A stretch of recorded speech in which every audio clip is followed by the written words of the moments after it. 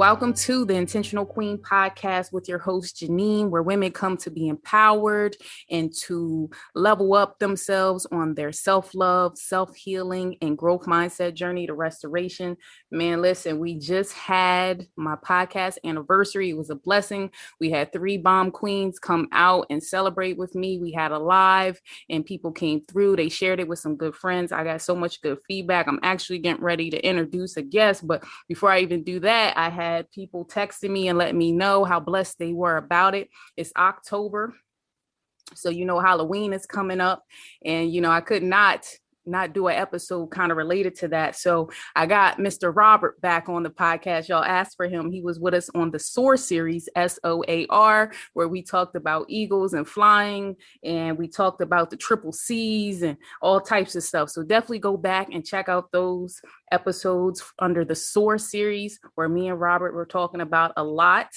And I want y'all to go ahead and listen to the current episodes that are out. We've been talking about breaking free and tips to authentically being you. And that was a winner. Actually, a couple of my YouTube listeners put some comments up. So we're international now. It's a blessing. And that podcast anniversary happened. And I'm just grateful to be here with you guys 1 year later and flying free through the stages of a butterfly. As y'all know, we start out with the caterpillar, then we cocoon, and then we go through the process of being a butterfly and flying out there, but it takes time. So without further ado, guys, I want you guys to get your notebook, because we always come with something for y'all, some wisdom nuggets. I got Robert here. Robert, why don't you go ahead and say hi to the people who don't know you? Well, hi to everyone that doesn't know me, and to those that do, hello to you as well. Thank you for having me back. Yeah, so he was specially requested back. If you see some of the Apple Podcast reviews, so I wanted to have my brother come back, and we sat here and we chatted about what could we bring that's going to fall into the self-love, self-healing, or growth mindset journey of things. And we came up with something called presentation is not always a true representation. We don't know what we're going to title this thing, but we got an angle that we come in, and I hope you guys are ready to just enjoy what we have coming on. So, Robert, let's get into our conversation.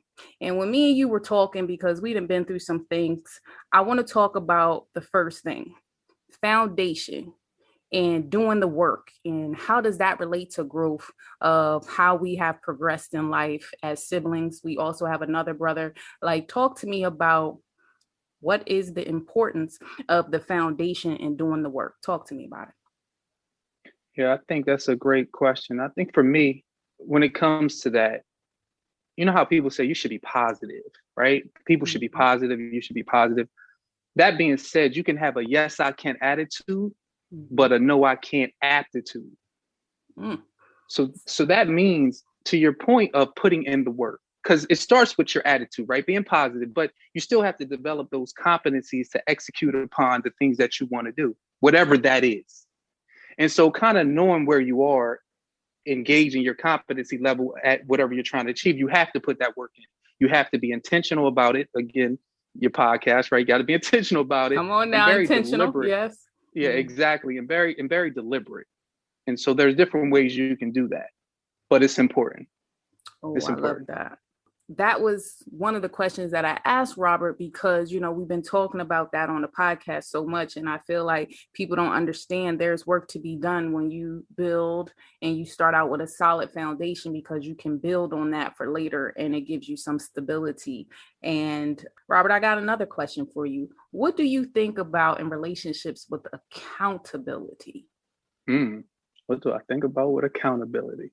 That's a great question too. Well, you know what? I think when it comes to accountability, you can't delegate that. You can delegate responsibility, but you can't delegate accountability. Y'all take notes on that one right there. That's for somebody right there. Go ahead, keep going. And so that being said, I may say, hey, can you take care of this for me? And if that person doesn't deliver on that, I'm still accountable for that. Even though I delegated the responsibility for them to take care of it for me, I own that. So in a relationship, if there's times where, well, it be my partner or your husband, your wife says, hey, you're going to take care of something, and you own it. You take ownership. That's what I think about accountability, ownership. You take ownership of it, but then you give it to somebody else to execute for you. You say, hey, can you run down here? My wife said I need to take care of this. Can you run down here and grab this for me?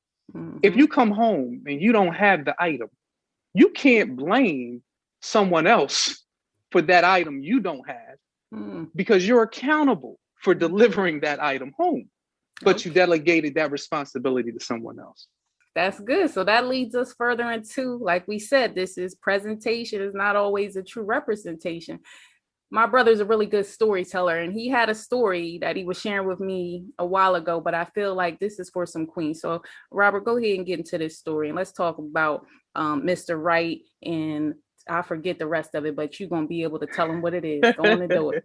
Yeah. So just so that we can protect the identity of the innocent and the guilty, when we do story time, we will have what they call Mr. Wright, and we'll have Mrs. Jones. All right. And Mrs. who knows? Yeah, Mrs. Jones. So we have Mrs. Jones and we have Mr. Wright. All right. So I'm gonna tell you a little story, because I remember we were talking about that. We're talking about art and all type of things, so we can get into that conversation. But let's start with Mr. Wright and Mrs. Jones. Mr. Wright had met Mrs. Jones on a business trip. He was traveling. He met Mrs. Jones. Beautiful person, spiritually, physically, mentally. She was awesome. But she lived in the Midwest. And so as time went on through their conversations, Mrs. Jones wanted to visit the East Coast. So Mr. Wright said, where would you like to go? Because she had never been to the East Coast. She said, I want to go to the Barnes Foundation. Now, she said it's in Philadelphia. And Mr. Wright had no clue of what that was. So he had to Google. So he starts Googling. What is the Barnes Foundation? So she gives him some background on the fact that it's a museum, an art museum. He does his due diligence. He's looking it up. He says, sure, we can do that. So he gets on there. He looks online. He looks at the time she's flying in and when's a good time they could visit. So he orders some tickets. He coordinates it, right? Organization. He orders the ticket. He said, yeah, we're good. We're good to go. So she flies in. They go up. This is in Philadelphia around the, I think, Benjamin Franklin Parkway, up in Philadelphia. New to Mr. Wright. And they go in. It's a little later in the evening, about 5-ish. Around 5-ish is when they get there on a Saturday. Now, she's done looked this up. She knew all about this. She's really into art. She's artsy. She realized that they close at about 5:30. So if they're going at 5 and they close about 5:30, in her mind, she's thinking either he's just ill prepared or he just doesn't realize they're about to close. So they get there, but she doesn't say anything. She keeps it to herself. They drive in. They go in. They get greeted. When they walk through the door, they say, hey, you're Mr. Wright. He says, yes. They give him some tags that you put over your neck, like a VIP pass, backstage type of pass. And then they walk through. Beautiful, beautiful, beautiful space. And I believe it was Albert Barnes who owned it's all his artwork. And he was a collector of many, many arts, like original Van Goghs. He had them in there, millions and millions of dollars worth of art that when he passed away, he said, you cannot sell it. You need to show it basically to the world.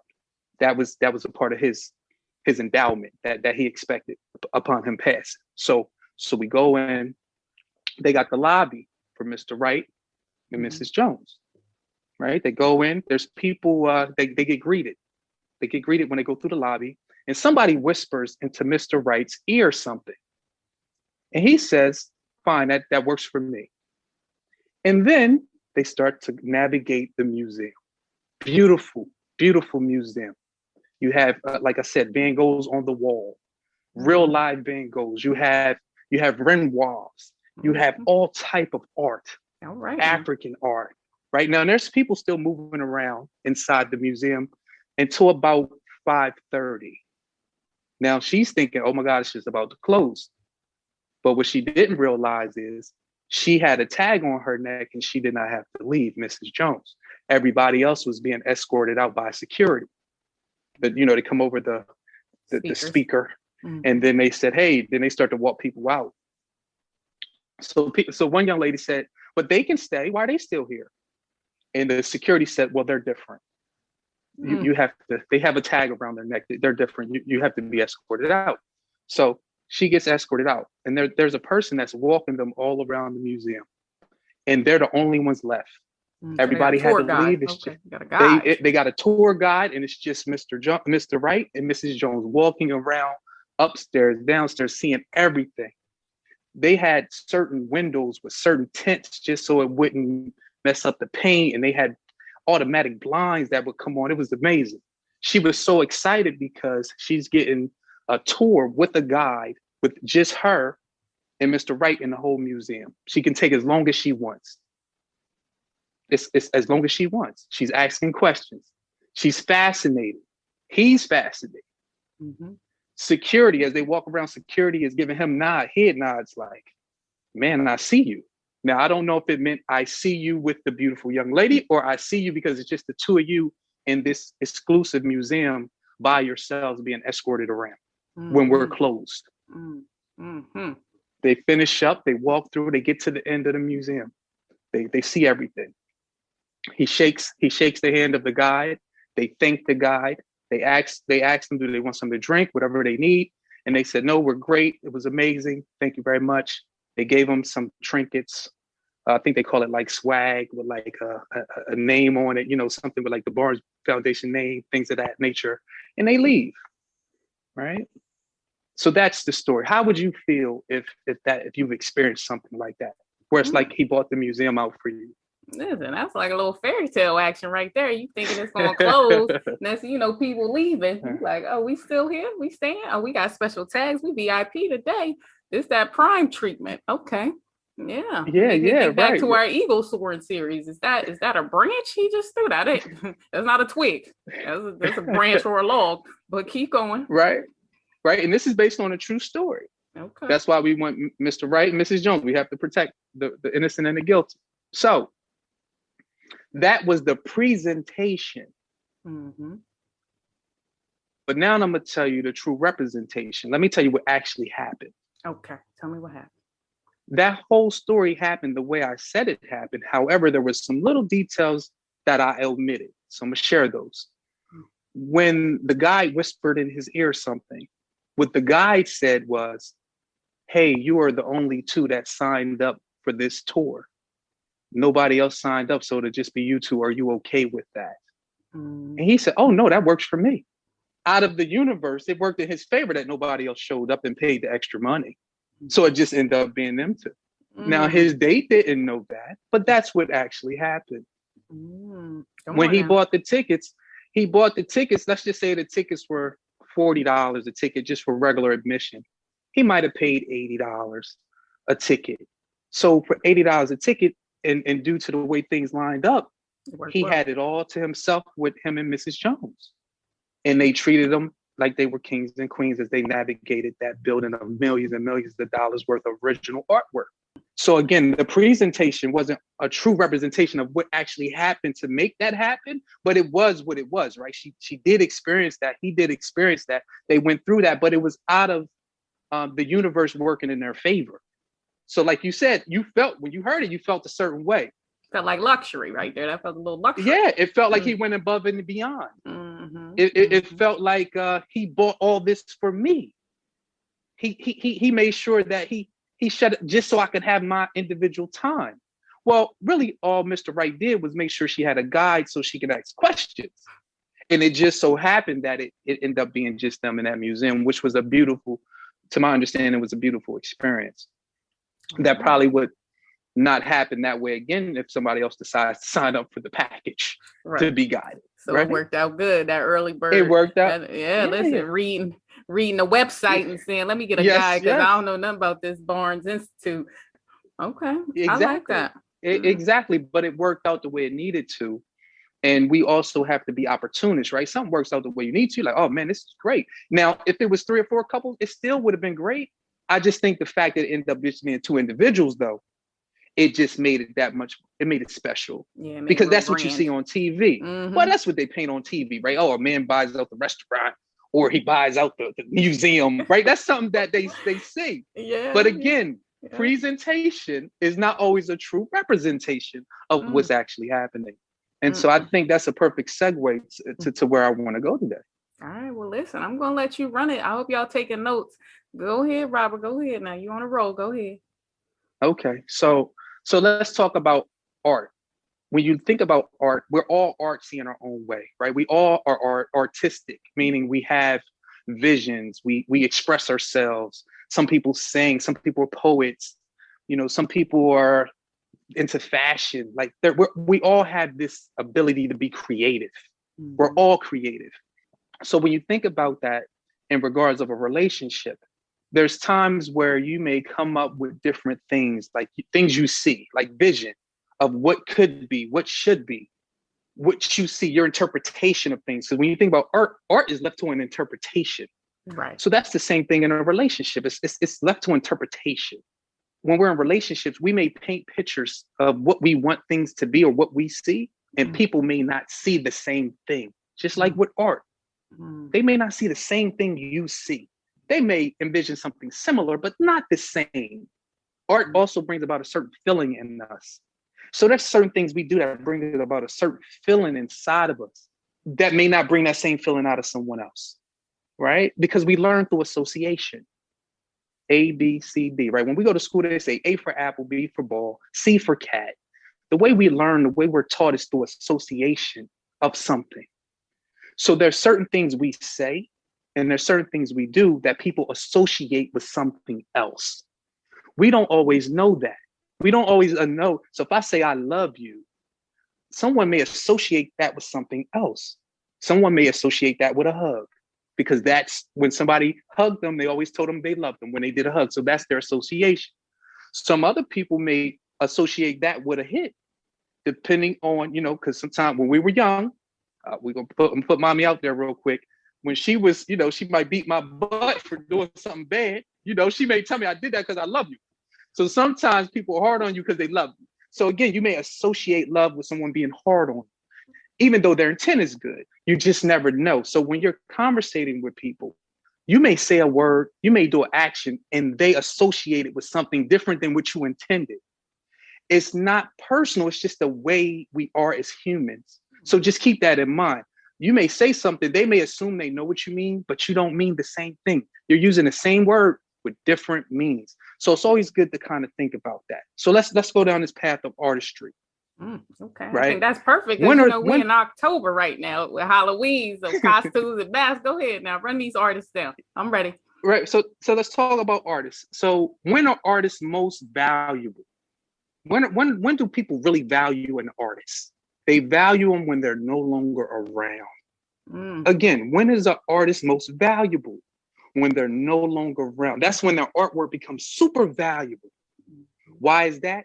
Scarcity. See, you can't get it when you're no longer, yeah. Come on now, you can't get it no more. So you may be in a relationship and you may be painting pictures and trying to show people what it could be. And you're expressing yourself the way you express yourself. Not saying it's always received in a positive way. But then when you're no longer around, you're missed. The reason you're missed is because your artistry is missed. Remember, scarcity. So sometimes we take for granted scarcity, because when it's always around and it's readily available, it may not be appreciated. It may not be as valued the same. But when it's scarce, those little bits and pieces of dreams and memories and everything, they become so much more valuable to someone when scarcity. When we lose a loved one, we think about all the things we missed because of the scarcity. So I say that to say we are all artists in our own right. And just because the way you paint your pictures or the way you move, it may not be well received right now or perceived in a positive way, doesn't mean there's not value to your art, meaning that it's not value to you, but it's just to understand sometimes it's not valuable until it's scarce, until it's not readily available. And most people don't value on what things are worth. Most people base value on what they want. It's a difference.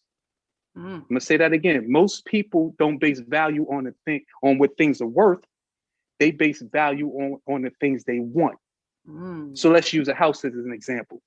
If I go see a house and I really, really want this house. Let's just say you fall in love with the house. You love the floors, you love the kitchen, you love everything. And they tell you this house is on sale for $300,000, but we have 3 other buyers. And you done went on Zillow. You done did your market analysis. You said, listen, this house is probably only worth about 290. They're asking 300. You know, you done fell all into it, right? You said, oh, this is beautiful. I don't have to do anything in here. And then they tell you we have 3 other offers. Now, the value is 290. However, you want it. Don't value things on what they're worth. We value things on what we want. And we're willing to overbid the people that bid before us. Oh, well, what's the last bid? What's the last offer? Okay, I'll give you 350. Now, again, you already know that's 290. I give you 350. I want this house. Now, there is a limit where you say, no longer, I'm not going that high, but you will do more than really the value. And it's to understand that's the way our mind tends to work. We don't always value things for what they're worth. We value things for what we want. And so just keep that in mind. Just keep that in mind as you're navigating. So I want to give you a story. Go ahead. Yeah, go ahead. A story.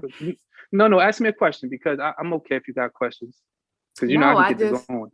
No, I just thought that was really good because we will spend or do what we want when it's something that we really do want. If we don't want it, we're not going to go the extra mile. We're like, listen, it ain't worth all that. But if it's something we want, we will go over and beyond because we know that is what we want. So I think the worth versus the want is really good there because sometimes it's not worth that, but you want it. I think what I also want you to talk about, because we talked about that in the Soar series, and what's the definition of insanity? Run that one more time for me. The definition of insanity is doing the same thing over and over again, hoping to get a different result. And what I mean that's by the definition of insanity. That was a good one because I feel like when you can be in relationships and you doing that same thing over and over, even though you know the worth may not be that, but it's something you want, you'll just keep doing it over and over till you get to a point you're like, listen, right here, I'm just going to step off this ride right here and keep moving. So sometimes I think when we talk about worth and want, that also talks about what are you participating in when you're doing a relationship and doing then you say something about triple C, something about coincide, complement, contradict. Was I right with the 3 C's right there? So the triple C's where we're talking about dreams and looking at alignment. And do your dreams complement each other, contradict each other, or can they just coexist? And those were the triple C's. Yes, sir. Yes, ma'am. I think that's good when we talk about here what you're trying to paint and the representation. I think I'm just trying to bring it all together because I feel like there's a lot you got to analyze. Like we said, when we looking at the Zillow of the house and you're looking at what it's worth and all these things, because when you're making these maneuvers, you do have to do a full analysis. And sometimes we can be blinded by what we want and not really looking at the facts. I had the podcast anniversary recently, and one of the women said feelings are not facts. And sometimes we get so stuck on what we feel because when you walking through that home, you all glowing. That's a feeling. Okay. Oh, it feel all good. But you might get in that house and be there for a little bit and then you don't even like the house like that no more. And I think you said to me, I think it was you, feelings are fleeting, right? So that's for somebody right there. But I'm going to let you get back at it. Yeah. Just to touch on that, feelings are fleeting, but that's usually when you're selling something, they like to tap into our feeling, right?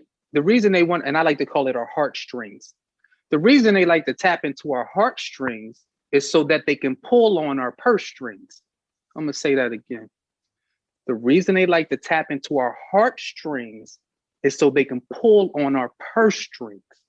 So when you think about going out and getting a ring, right? That's an emotional moment. When you're looking for your engagement ring, they know that in the store. That's why now the man comes in and he might see a ring and say, all right, I can do that. But they'll say, oh, we got one more in the back. Now he knows, hold on, why are you bringing that out? That's what the man said. Don't bring that out. What you doing? Because soon as she sees it, she's going to want the bigger ring. Again, tap into the woman's heartstrings. So then you can pull on them purse strings. Come on, they do it with a house. They do it with a house, right? They bring you in the house. That's why they say, oh, just come see the house. We're going to walk you around. We're going to show you the granite countertops. And we're going to show you see that light in that shower? You know it's a radio in there too. Hit that button. It's Bluetooth. Next thing you know, you're like, I can play my podcast, Intentional Queen, in the shower in the morning. I got heated marble floors. Yeah, heat on the floor. Right? Yeah, step out, Yeah. feet warm. When you step out, exactly. And when you understand selling and you understand upselling, you do understand why they want to hit you in your heartstrings. When you go to a car dealer and they say, take it for a test drive. Yeah, you see, you might look at it and it looks nice, but once you sit in that thing and you sink in that seat and you put your arm on the steering wheel and it just feels Open right. the sunroof. They turn. You say power 99 and the radio just kicks on. You ain't got to touch a knob. Next thing you know, you said, man, I think I love this car again. It hits you more emotional, right? That's what happens in selling. And we all are artists in our own right. And we all are selling our visions of who we are, where we want to go, where we want to be. And so once you know what selling is, you're able to then tap in and realize, is this an emotional reaction? Or is this coming from a place of logic? And I'm not saying we shouldn't be in tune to our feelings, because we should. We should be in tune to what we feel, but not necessarily let that dictate everything we do. Yeah, because people are intentionally trying to do that, right? When you go to the movie theater and you're just sitting there and you hear them crack that can open, and it go click and it go psst. Now all of a sudden you're thirsty. That's what that is. They primed you to be thirsty. They show you popcorn on a roller coaster and all that to make you hungry. A lot of these things are done intentionally. Visual. So once you understand that, exactly, we're visual. So I agree with you there. So that's true. That's true. So let's talk about that. Let's talk about value, because there was a story I heard one time. So this story is coming through me, not from me. So I want to give credit where credit's due. I don't remember the actual person I heard it from, but I do remember it. So it didn't come from me, but it's coming through me. There was a guy. He was older. He was laying on his deathbed, and he was talking to his son. And he told his son, he said, son, I have this family heirloom. I want you to take it and see what it's worth. So he gave him this watch. It was an old beat up watch that was rusted. It did not work. But he gave it to his son. He said, son, can you go see what this is worth? And then go down to the dude at the hot dog stand and come back and tell me what he told you it was worth. So the son says, Dad, what do you mean? This is broken. Nobody wants this. Why am I going to a hot dog stand? He said, son, please go to the hot dog stand, see what they'll give you, and come back to me. This is my last request. Mm-hmm. So the son goes down to the hot dog stand and says, hey, my dad's on his deathbed and he really wants me to see what this worth. We need some money. Can you give me some money for this? So the guy at the hot dog stand said, I don't want this watch. This watch don't even work. He said, but my dad's on his deathbed. He said, you know what?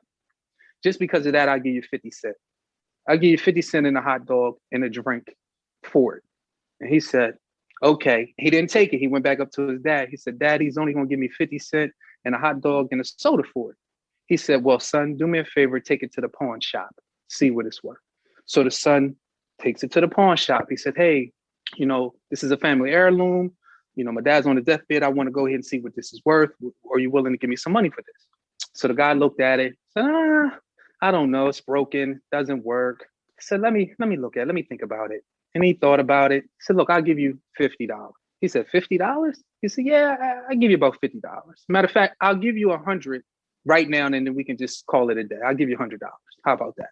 He said, let me talk to my dad. So he goes back to his dad. He said, hey, the pawn shop wanted to give me $100 for that.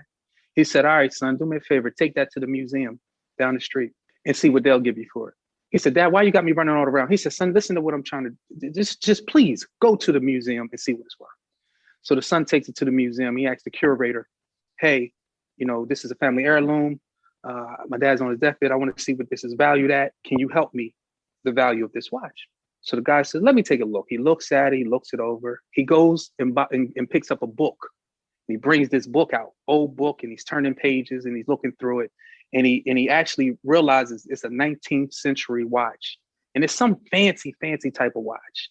He said, son, this watch is worth about $300,000. And he said, really? He said, yeah, it's worth about $300,000. It's a 19th century such and such, whatever they are, right?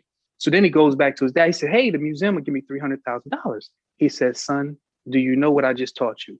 This is my last lesson for you. Do you know what I just taught you? He said, no. He said, I want you to understand, if you're not valued somewhere, you don't beg them to value you. You go somewhere else where your value can be appreciated. Snap. Say it one more time for the person in the back. What was the lesson the daddy said? Now I heard it, but I know people need to hear that one more time. Go ahead. The lesson the dad said, if he said, son, I want you to understand, if you are somewhere and you're not valued, you don't beg them to value you. You go somewhere else where you can be valued. So if the hot dog stand doesn't appreciate the value you bring, and the pawn shop doesn't appreciate the value you bring, it doesn't mean there's a museum that has a clear understanding of what you are, what you bring, and what value you add. Because again, most people don't base value on what things are worth. They base value on what they want. That's so good. And then I think what I started thinking about is, look at all the patience. That was time the son had to keep going around. That was time. So sometimes we not wait patient enough. So if the son got impatient, he could have stopped at the hot dog or at the pawn shop, because he believes, I'm not going to keep running around here. I'm tired. And so then you can settle. And we talked about settling on our Soar series as well. So yes, that's real good right there. That's real good. That's going to get somebody right there. I hope y'all taking notes. Now, I know you wanted to break down, you had a few artists that you wanted to like break down. So you want to jump into that? Yeah, we can talk about that. We can talk about that. But before we talk about that, I'm going to tell you why that watch was valuable. Okay. That watch was valuable based upon scarcity. I wanted to take it back there one more time. Scarcity. When an artist truly valued, when they're no longer around. So things like real estate, when it's no longer available, the property value goes up. So there's power in scarcity. Just keep that in mind. You know, you might start receiving calls. Power and scarcity. There is power in it. And this is not something we're creating. This is something that exists. It's universal. If I have a diamond in my hand and then I have some coal in my other hand, and somebody asks me, well, what is more valuable to you, the coal or the diamond? I would say it depends. Okay. If I'm cold, I need something that can heat me up, because what's the use of a diamond if nobody's willing to pay for it? That's not going to help me stay warm. It depends on the situation. And it's just understanding that. But I keep bringing up the value thing because I want people to understand we have net worth and then we have self-worth. You know, some people don't understand the self-worth and they really don't understand the net worth, but that's a financial conversation that we can get into at some point. Made me think about, because, you know, we've been seeing the what is it? The high valued woman, or you know what I mean? So about Kevin Samuels? Yeah, you know. High value man. Yeah, you know. So yeah, you need to know your self-worth. We just gonna chuckle on that. But you know, when you said that, it made me think about that. That's been a topic of contention. It is. You're not gonna bait me into that conversation. You're not gonna bait me into that today. I'm not gonna bait you. But you know, when you kind of said that, I was like, oh, listen. Go ahead. You keep it going. I think the conversation is good. It's developing. I really heard you. There is power in scarcity. And there's another type of artist that exists. And you know, this type of artist is what they call a con artist. So what does that mean? I think people know what that means, but I'm gonna say this. What a con artist does is they take truth and lies and they mix it together. So it sounds really good. Sounds true. Word salad. It's exactly. It sounds like everything you want it to be, because they took some truth, you know what I mean, and sprinkled the lies in and stirred it all up. It tastes really good. So there's power and understanding and being able to decipher what you're around. Am I around a true artist or am I around a con artist? It's a difference, because again, you can have a yes, I can attitude, but a no, I can't aptitude. And so again, is this a artist or is this a con artist? Oh, it made me think about with the kids, you know, I got your nephew, and I don't want him out here using oil-based paints in my house and making a mess. So, you know, he gets watercolor paints because we know we can wash those away. And when you start talking about con artists, you know, it made me start thinking about there are different types of paint that the artists use. That is that. Now listen. Now you're on to something. I think this is perfect. That was a perfect segue because just using your example, when a con artist uses water-based paint, you can see through that a little bit. That doesn't require as much energy for you to see through. Okay, but if they use something a little thicker, like oil-based paint, well, it requires something a little stronger and a little stronger, like turpentine. You know, you need something a little bit stronger to get that off, to see through that. And guess what happens after you use turpentine? Even when you get the paint off, there's still a mark left. So what mark is that? That's the mark that's left on you. Okay. The mark that's left on you from that experience of dealing with the con artist. All right. The paint is gone, but the evidence is not. Because again, we're the accumulation of our experiences. We are the manifestation of our experiences.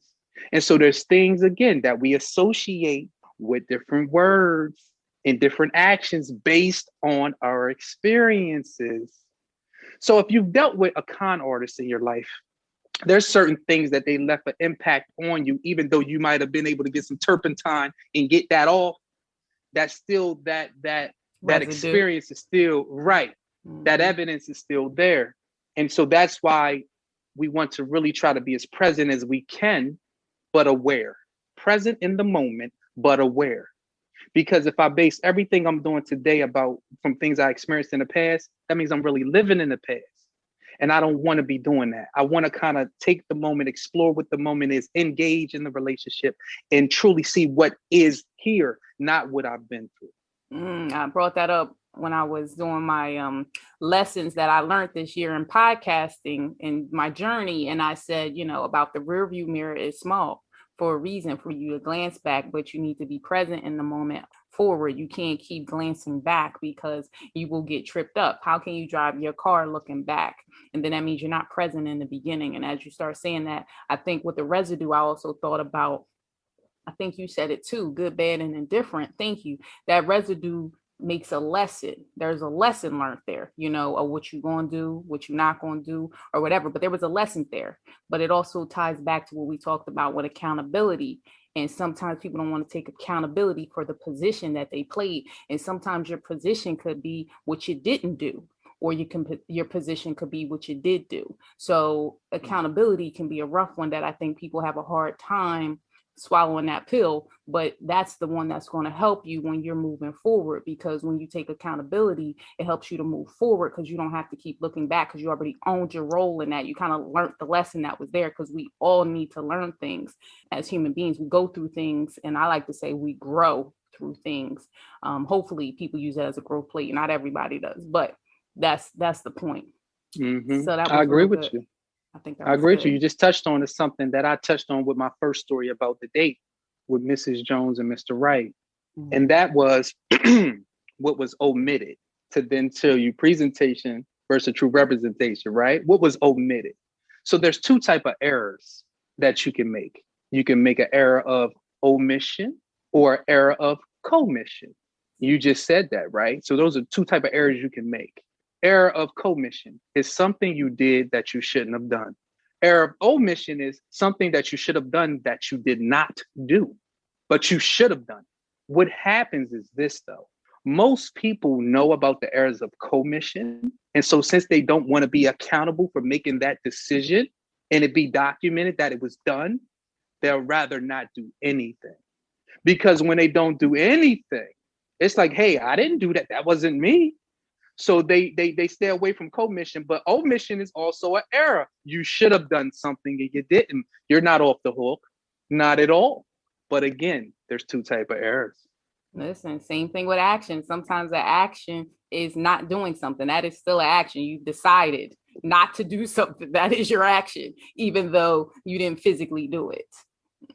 I agree with that. Listen, I agree with that wholeheartedly. So I want to hit y'all with something else. I don't want to confuse you, but it's another acronym. Is CPC, right? Because I think it falls right in lines of errors of omission and commission. CPC. The first C stands for clue. P stands for pattern. And the last C stands for choice. I'm a person, because I like to be on time. We were raised that way, be on time.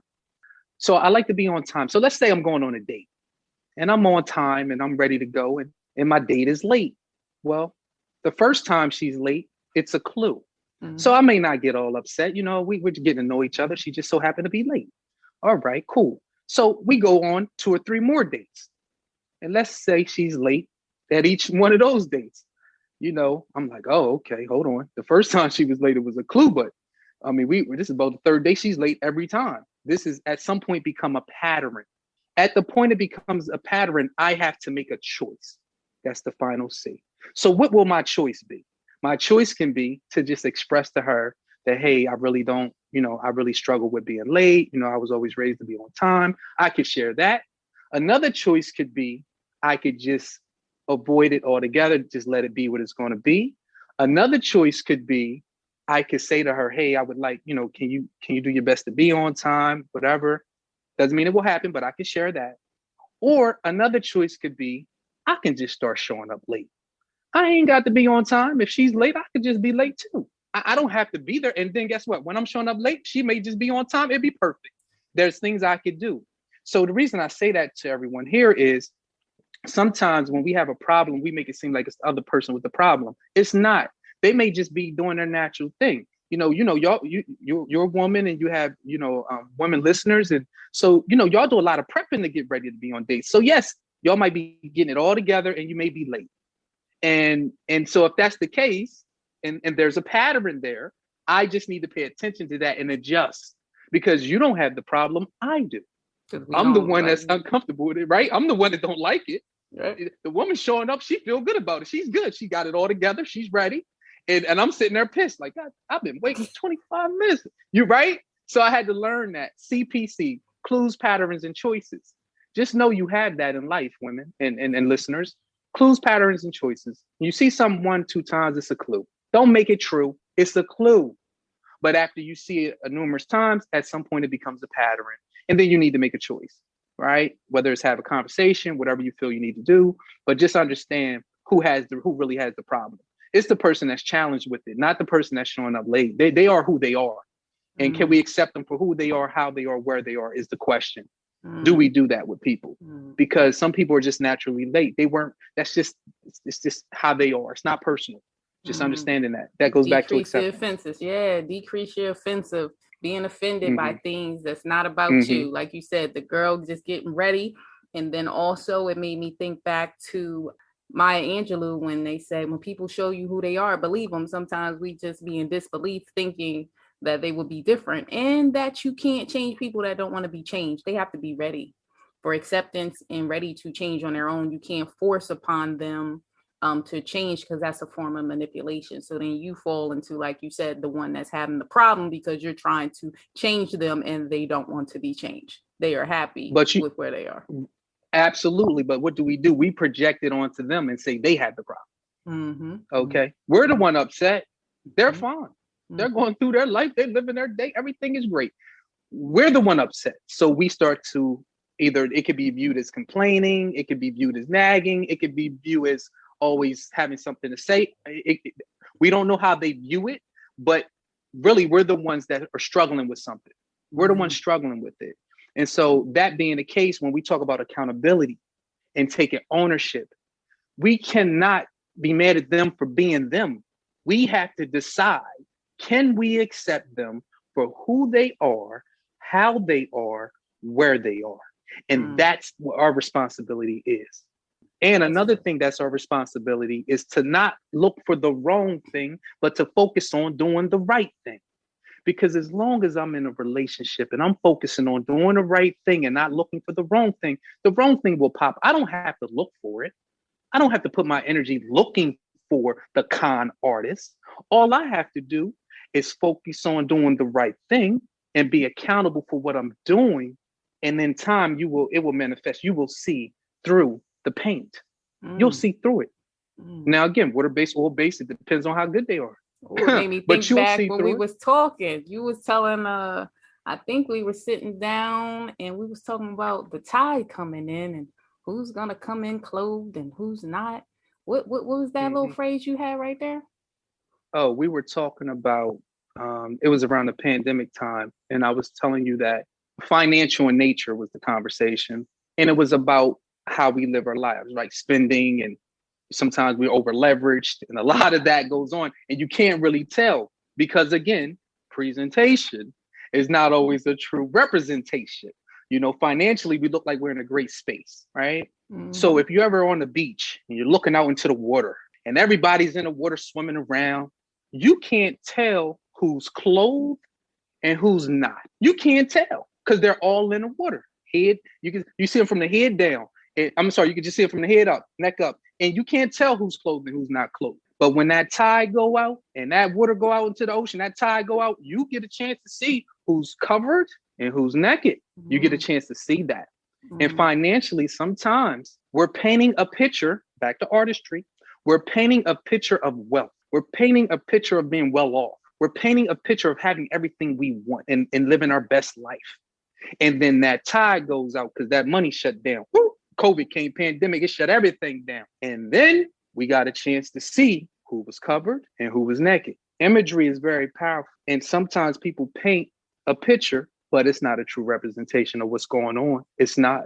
A lot of people, when you think about finances and where we are as a people, as a whole, is we're striving for financial security. A lot of people are not even financially secure, but we strive for that. So let me give you context of what I mean by financially secure. Having debt, but understanding what that debt is, how you're going to deal with it. Having 6 to 9 months of emergency plan money, just in case another dollar don't come in for 6 to 9 months.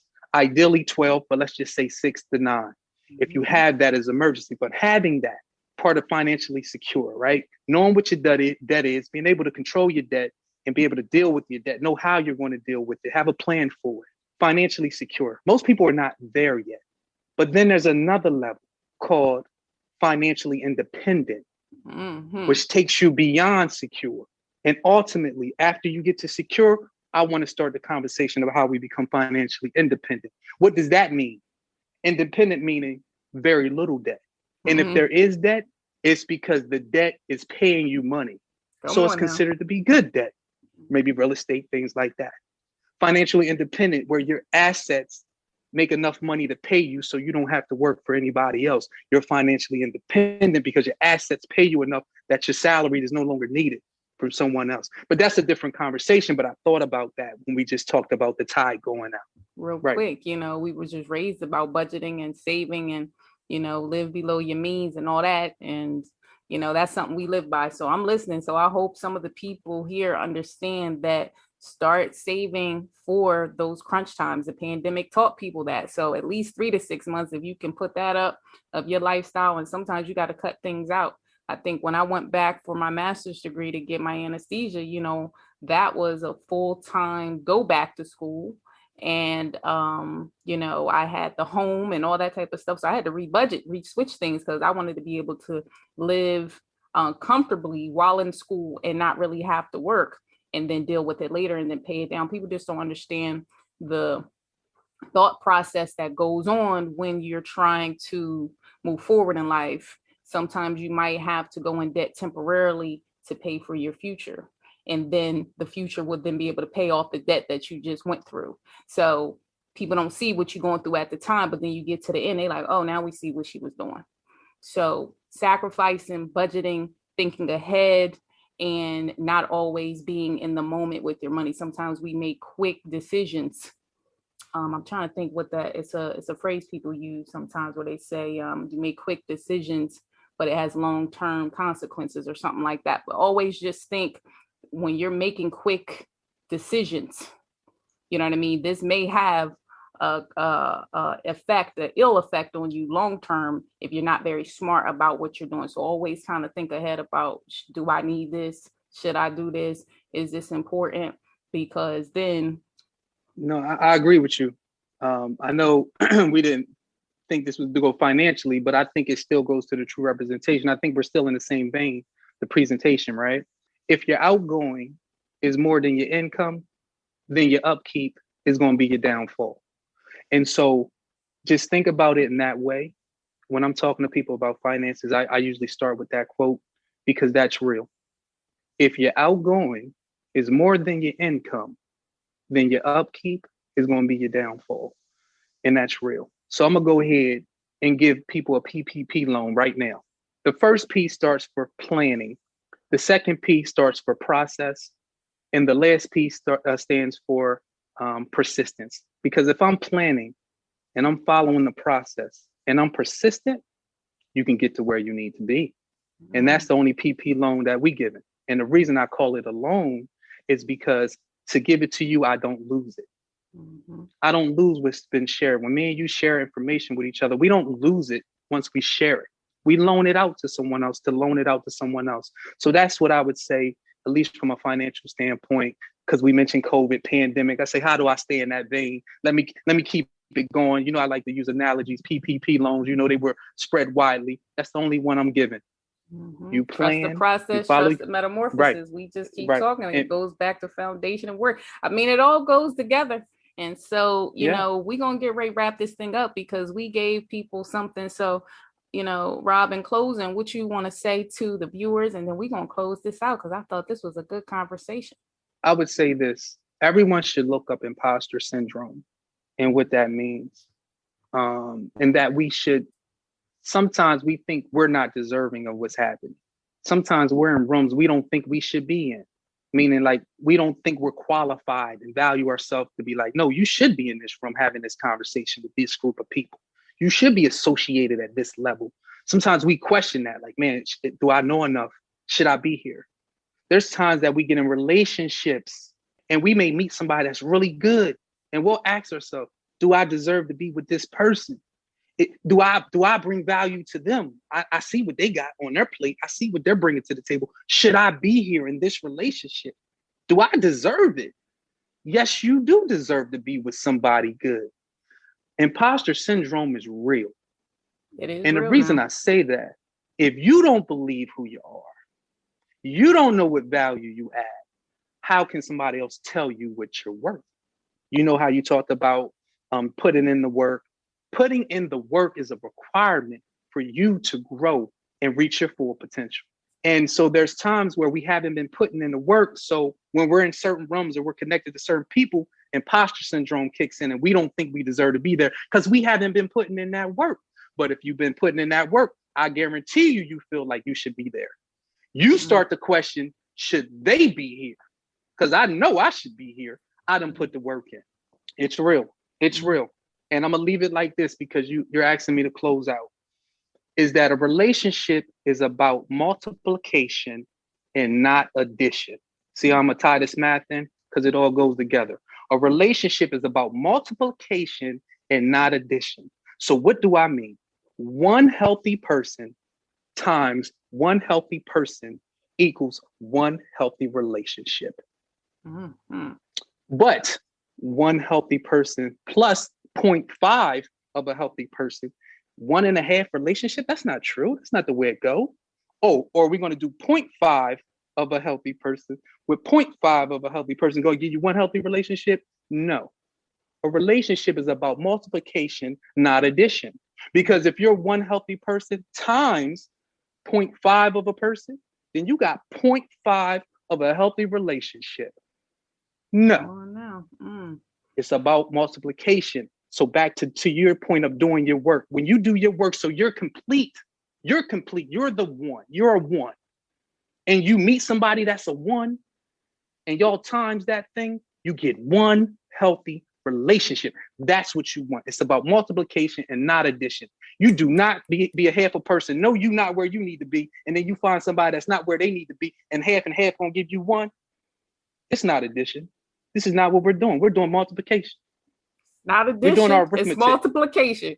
We teaching the baby how to add and multiply. Listen, it's not about addition. It's about multiplication. I think that's a mic drop. I think we're going to just end it right there and tell you guys, thank you so much for listening. We're going to say thank you, Robert, for coming. We're going to say level up your intentional queen to a better you. You know, the podcast drops every other Thursday. This episode will be playing, as we said, during that Halloween time. So I feel like we said, presentation is not always a true representation. Make sure y'all look up imposter syndrome. We gave you some pearls. We thanking you for being with me for a year. And if you're a new listener, we thank you for coming. We want you to screenshot listening to the podcast. I am on Instagram at Intentional Queen Journey. The website is www.intentionalqueenjourney.com. And as I always say, thank you and bye-bye.